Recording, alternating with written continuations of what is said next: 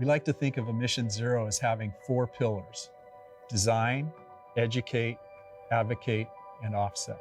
All building products take energy to extract, mine, create, manufacture. And so what we're trying to do is take those carbon emissions and turn them into positive things that we're doing to bring us around to a renewable energy economy and to sequester carbon. And that's where we're focused actually with the credits that we bought. We're trying to solve the problem of an economy that doesn't recognize yet externalities of the production of buildings. So all buildings embody carbon emissions, and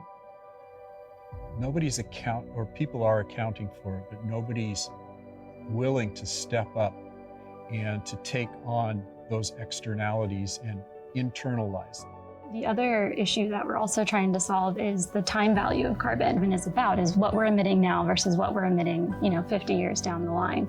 And so we're kind of at this pivotal moment with our climate that we can actually do something now to hopefully reverse the worst effects of climate change. And so that's why we really want to tackle embodied carbon emissions to make sure that we reduce those emissions as much as possible in the next 10 years.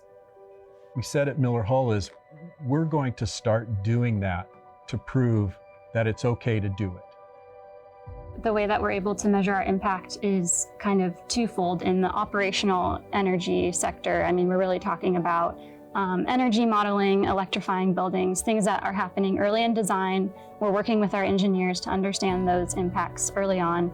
And then from the embodied carbon side, it's really starting to talk about whole building life cycle analysis. And so that's a process that we try to implement very early in design so that we understand the carbon impact of the assemblies that we're putting together, working with our engineers to make sure that all of the structures, all of the mechanical equipment are being designed as efficiently as possible.